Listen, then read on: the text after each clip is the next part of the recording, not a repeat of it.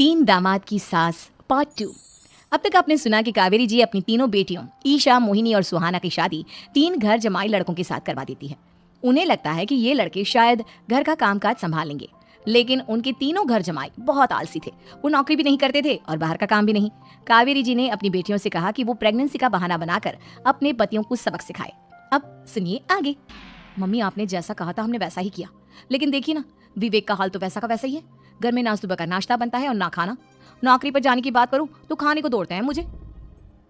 हाँ मम्मी, मैंने भी सुमित को कितनी बार कहा कि अगर नौकरी नहीं करनी तो कोई छोटी सी दुकान ही खोल लो, घर का खर्चा कैसे चलेगा। देखो दोपहर के 12 बजने आए और जनाब अभी तक सो रहे हैं। हाँ मम्मी, ईशा और सुहाना ठीक कहती हैं। अविनाश का भी यही हाल है। जब मैंने अपनी प्रेगनेंसी के बारे में कहा तो मुझसे कहने लगा, अरे दूसरी लड़कियां तो 9-9 महीने तक नौकरी करती है, बस डिलीवरी के टाइम छुट्टी लेती है। मोहिनी, तुम भी नौकरी करो। अब मुझे कहाँ नौकरी मिलेगी। मम्मी बताओ अब मैं क्या करूँ। हे भगवान, क्या सोचकर घर जमाई दामाद लाई थी मैं कि मेरी बेटियां मेरे पास रहेंगी और खुश रहेंगी, लेकिन इन आलसी दामादों ने तो हमारी जिंदगी को भी प्रॉब्लम में डाल दिया है। मैं तो कहती हूँ मम्मी, हम लोग वापस अपनी जॉब पर जाना शुरू कर देते हैं। बता देते हैं इन लोगों को कि हमने प्रेगनेंसी का बहाना किया है। नहीं नहीं बेटा, ऐसी गलती भी मत करना। अगर तुमने ऐसा किया तो इन तीनों की आदत और खराब हो जाएगी।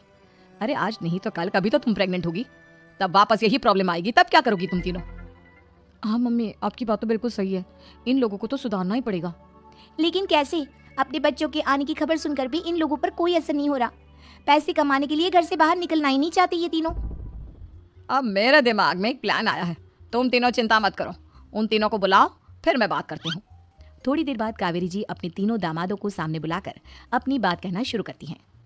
अविनाश, सुमित और विवेक, देखो बेटा, मैं ना तुम तीनों से बड़ा प्यार करती हूँ, इसीलिए तो तुम्हें घर जमाई बना कर रखा है मैंने। अरे मम्मी जी, सीधे सीधे कहिए ना, क्या बात है। प्यार तो हम भी आपको बहुत करते हैं। अरे मम्मी जी, आपकी इज्जत भी बहुत करते हैं।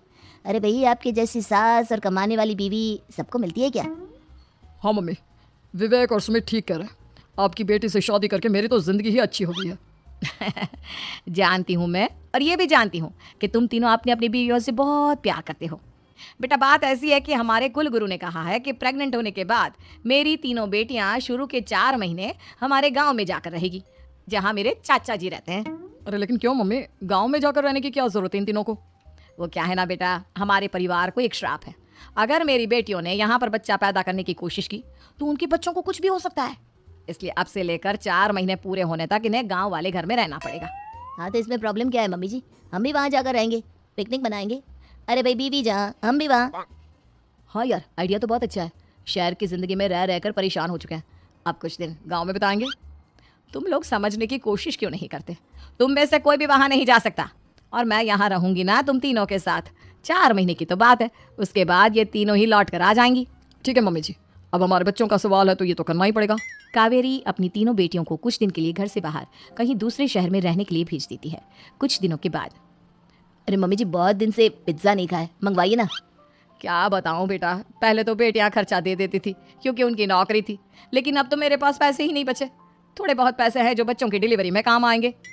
लेकिन मम्मी जी, आपकी बेटियों को वापस आने में तो अभी बहुत वक्त बाकी है। वही सोच सोच कर परेशान हो रही हूँ।